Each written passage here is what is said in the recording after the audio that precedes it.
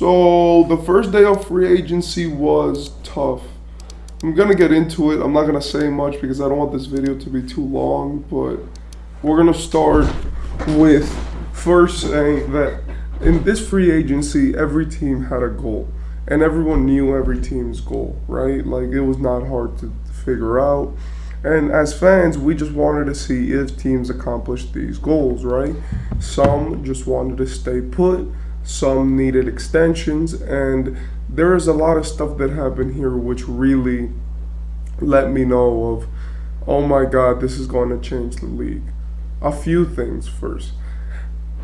I want to talk about the big contracts because I'm going to talk about those first. So, Tyrese Halliburton got signed for $260 million for 5 years, right? In my opinion, that's insane. I love Tyrese, but he was only an all-star once and he hasn't proven anything. I believe that even if you would have given him $220 million, there you save $40 million just to sign another player. But Tyrese hasn't even made an All-NBA team in his career, and you're giving him like Giannis level money. Like maybe Giannis would have gotten a much sweeter deal, but I believe that if he's getting that much money, then the league is in a tough place, especially. Second, I want to talk about Jeremy Grant getting a 5-year, $160 million deal with the Blazers. I believe that that's insane. The Blazers did not need Jeremy Grant that much, and he would have probably taken just 25 to 30 mil a year. But I do believe that it does fit him very well. He stays put. Jeremy Grant has never really liked moving a lot from team to team. And also, Fred VanVleet is going to Toronto. He's going for 3 years, $128.5 million, and I believe that that's a massive overpay, as he's getting paid more than Kyrie Irving, and he's going to a franchise when he was a horrible player last season, and he has been a shell of himself ever since he won that championship.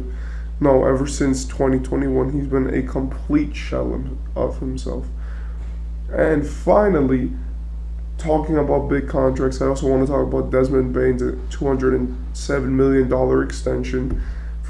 He stayed in the Grizzlies, and I like the extension. I just believe that it's a lot of money.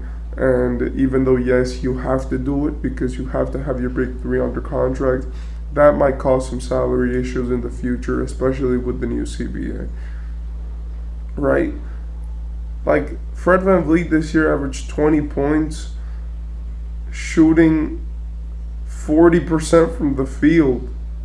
Under 40%. He shot 39% from the field and 34% from three. Like, he's trash, bro. Like, he's just good because people know he's a champion and people know that he's on a bad team. But I digress, right? So, let's talk now about the big deals which are going to change championship contenders, because that's really what we want to talk about, right? Kyrie Irving got $126 million by the Mavericks. I think he just did that because he wanted the money, and no other team could have given him that much money, and it's obvious that Kyrie just wants money. Also, that the Mavericks made some good deals, right? Like, they acquired Seth Curry, and in general, they just had, you could tell that they're running it back next season with at least something on their plate, and that they're just not waiting for like something to come to them. And in my opinion, that's pretty cool, right? Also, I want to talk about how Chris Middleton got $102 million. Well deserved. That was for 3 years. In my opinion, yes, he's getting paid like a beast, but Chris Middleton has been phenomenal, and in my opinion, we do need to reward him because he's a champion and he's phenomenal. Kristaps Porzingis signed 2 years, $60 million. He extended his contract with the Celtics. In my opinion, that's a very team-friendly deal, and I like that contract for him because at first he's making a lot of money, and he's not committed for a long time with the Celtics.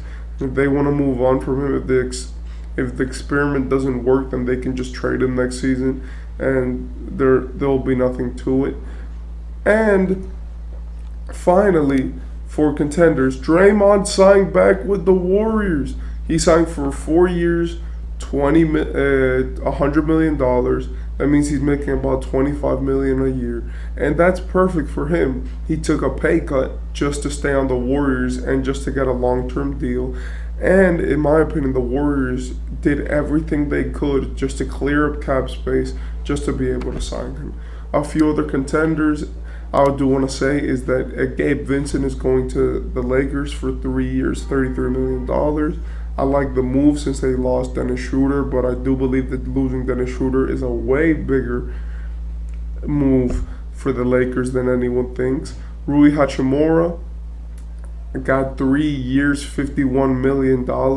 I believe it's extremely deserved. The way that he played in the playoffs last year was really phenomenal, right? I do want to say that the Cavs got better. They got Georges Niang, Karis LeVert, and they got Max Strus, meanwhile not overpaying massively for any of them except maybe Max Strus, right?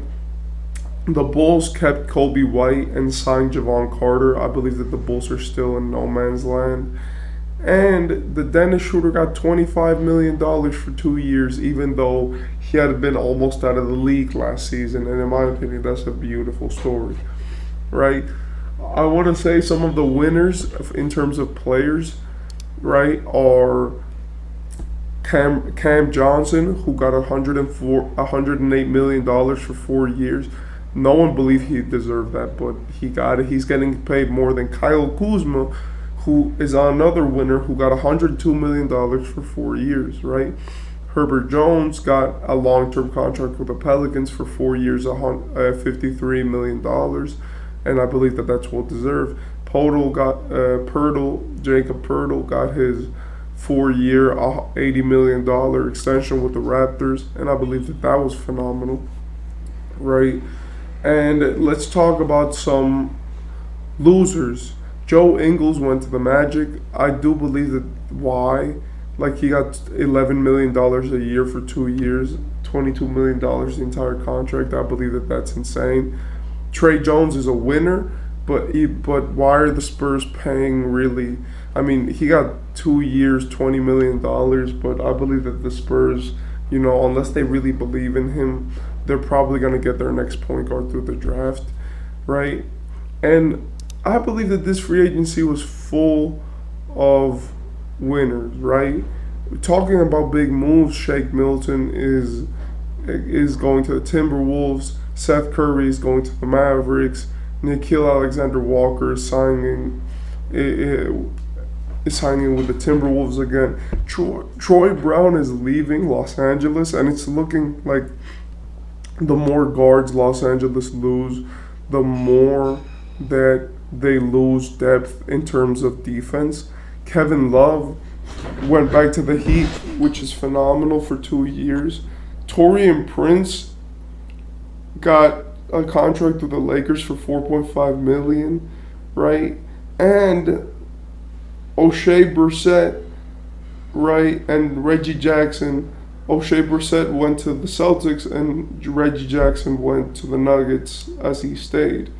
Some of the moves I do really want to talk about is that DeAndre Jordan stayed with the Nuggets, Jackson Hayes went to the Lakers, and Josh Richardson went back to the Heat, which is something as a Heat fan I like, and Cam Reddish went to the Lakers, which makes the Lakers one of the most complete rosters if they can actually make everything work. Some of the moves I want to talk about in general and as winners and losers, I want to say that the Grizzlies are winners.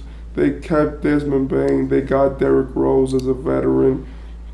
And putting Derrick Rose and John Morant on a team is something that is beautiful to see. And I also want to say that they've been awesome.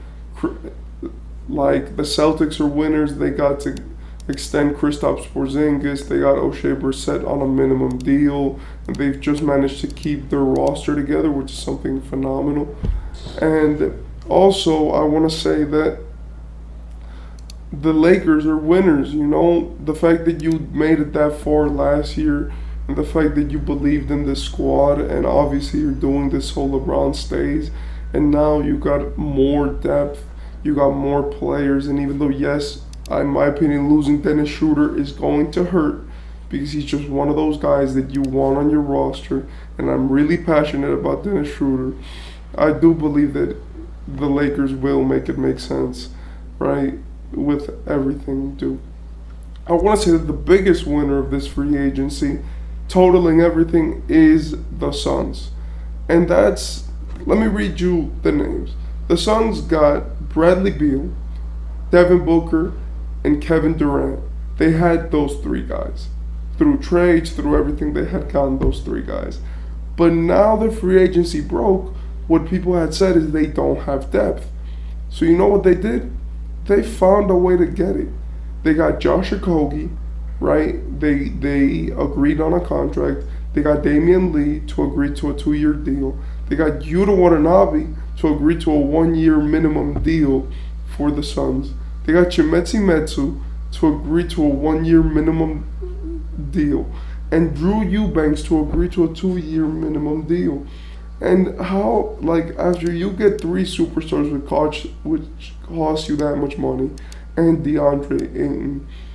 Also, they got Keita Bates-Diop on a 2-year minimum deal. How do you find a way to be good? In my opinion, the Suns did it. And if they actually can do this and they can find a way to play with each other in 1 year of basketball and 82 games in one season, then they could probably push for the championship. But yeah, in my opinion, this free agency has been phenomenal. I do believe that a lot of people have gotten paid and a lot of people have been put in their place. I do believe that people have now finally realized who are the good and the bad players.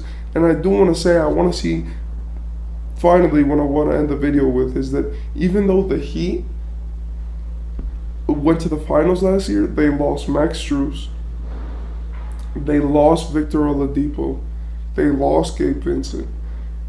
And they really have gotten absolutely nothing back, right? And in my opinion, it just looks bad what the Heat are doing. I think they may go tank or they're going to get themselves ready to sign a superstar in day 2 of free agency. But this has been day 1 of free agency recap. Yeah.